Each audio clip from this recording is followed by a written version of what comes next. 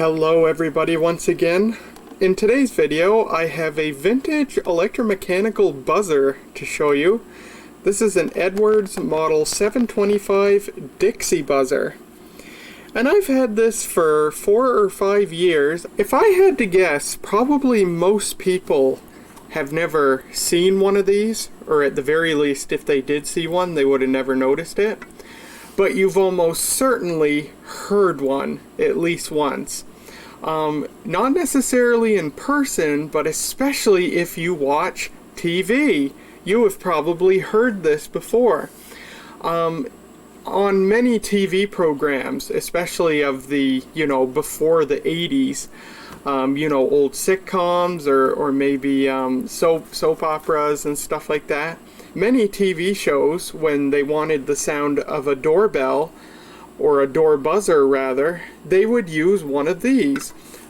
These were a very low-cost, cheap, sort of general-purpose signaling device, and they were popular as door buzzers. So instead of a doorbell, you might have one of these, and it makes a buzzing noise, which you'll hear in this video. But a lot of TV shows use these to represent a door buzzer. One show that I know personally is All in the Family. The bunker house had one of these that you heard when somebody was at the door. So I have no idea how old this is. No information exists that I can find about when Edwards used this logo. Edwards, if you don't know, is a huge company, still exists. Very popular maker of signaling devices, bells, buzzers, alarm horns.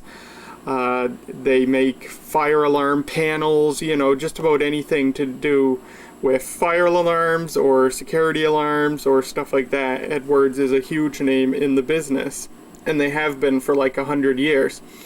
But I haven't been able to find information as to when they used this logo.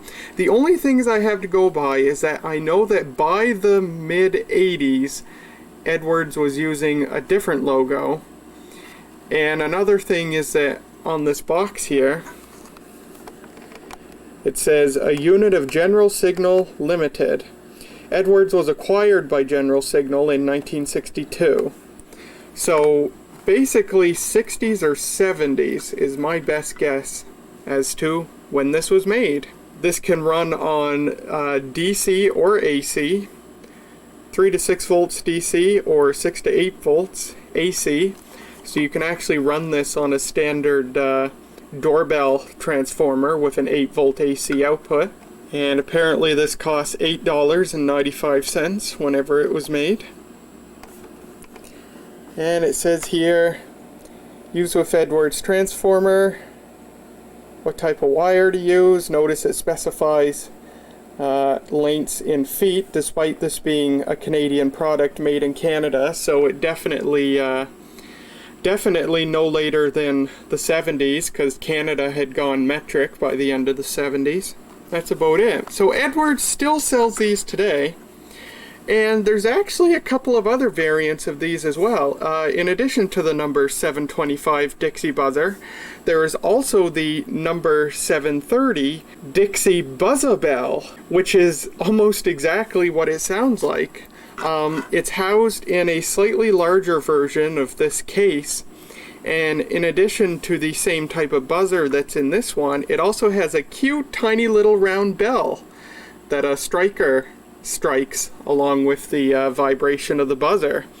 So you get the buzzing sound and a little bell sound. Very nice. Also, Edwards makes the number 720 Dixie Bell, which is in the same housing as the Dixie Buzz-a-Bell, the slightly larger housing. But instead of a buzzer, or a buzzer and a bell, it is just the bell. Now I say that, however, there's a video on YouTube of a Buzz-a-Bell, so I know what that sounds like. And Edwards has a WAV file of the Dixie Bell on their website, and they sound exactly the same. And I haven't been able to find any pictures of inside of a Dixie Bell to see how it differs from the Dixie Buzz-a-Bell. Plus, the Dixie Bell just doesn't seem to be nearly as common. So it almost seems to me like the Dixie Bell and the Dixie Buzzabell are the exact same unit, but maybe they're not. I have no idea. I've only seen pictures or video of the inside of a Buzzabell. But anyway, that's what else you get in the sort of Dixie line of signaling devices. I guess Dixie was just a cute name that they agreed upon for their small, low-cost noisemakers. So you've seen the box. Here's the unit itself. I've got a couple of wires attached to it. And we'll open it up here. The cover just comes right off.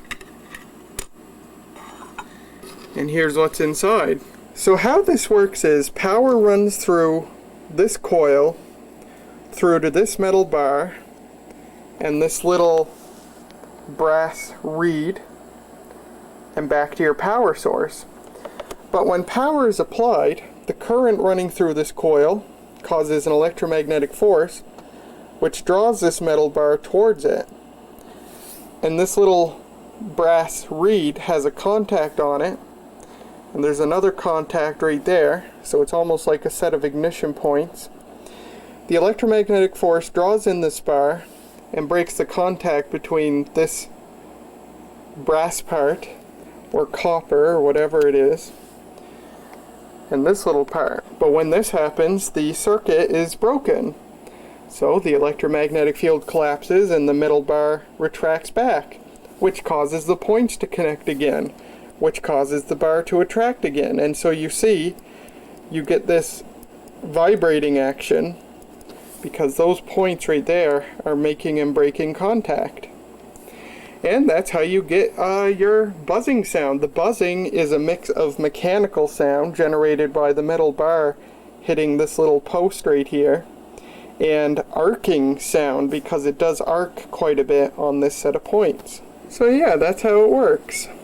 You can see the Edwards logo right there. And I'll put the cover on. So this needs 3 to 6 volts DC. Here's 3 to 6 volts DC, and I'll just connect it up here.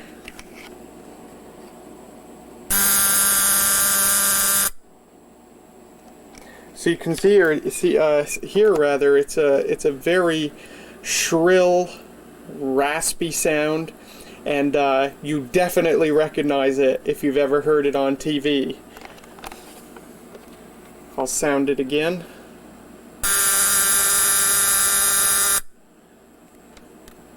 Quite loud. I'll take the cover off again. Much of the sound, a huge part of the sound is resonance inside the little tin cover here, or steel, or whatever it is. See quite a bit of corrosion going on there. I'll sound it again without the cover. And it's not nearly as loud. And if I focus you down on the points, you'll see the arcing.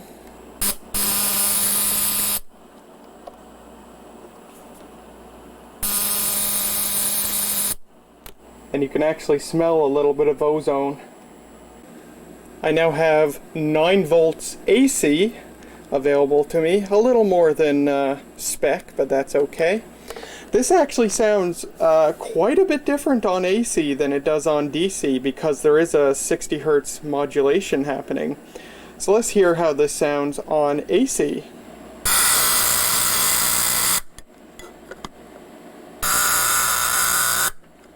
And once more on DC for good measure. Well, that's about all there is to show of the Edwards number 725 Dixie Buzzer from probably the 60s or 70s. A small, low-cost signaling device for residential or commercial applications that you can still buy today from Edwards. And even though I know these from TV, I do think they are, or at least used to be, pretty common as door buzzers in residences. just because they are smaller and cheaper than doorbells or door chimes, if you will, are. But yeah, it's really neat to have this one. Certainly makes a very unique noise. And I don't know, I'd like to put this to use somewhere someday. I don't have the ability to have a doorbell besides my wireless doorbell from Amazon, but maybe someday I'll find a use for this. But until then, there you go. I hope you guys enjoyed. A big thanks to my Patreon supporters. Their support helps this channel out immensely, and a big thank you to everyone else as well. And yeah, there you go. I do have more videos about things that make noise to come. I have a few other different types of buzzers and bells and stuff that I'll be showing. There's a bit of a thing I'm on lately. And in fact, there's now a new playlist on my channel called Things That Make Noise. I've retroactively added all of my smoke alarm videos there. This video is going to be on there, and future videos about stuff like this is going to be on there. So if you like things that make noise, I have a new playlist named exactly that. Before I go, I do have a little bit of an announcement to make. You have no idea how many years I've been waiting to say this, but I recently checked my subscriber level and it was over 9,000. Yes, we have hit 9,000 subscribers. And I just want to thank everyone so much for another subscriber milestone. As usual, I can't believe people watch this crap. I'm taping this on a high 8 camcorder today, so the fact that I am doing that and yet 9,000 people want to watch, that's pretty amazing, so thank you. Actually, it's kind of funny. Technically, I hit 9,000 subscribers twice. Now, how is that possible? Well, you see, on the same day that I hit 9,000 subscribers, I uploaded my last video about the Wake and Warn smoke alarm. And something in that video, I haven't the faintest idea what, something in that video a lot of people did not like, and upon uploading that video I lost about 20 subscribers. So I actually hit 9,000, went back under, but then a couple of days later, I got more new subscribers and I hit 9,000 once again. So I got to enjoy reaching 9,000 subscribers twice. So thank you all for that. So there you go. Thank you, and I will see you guys next time.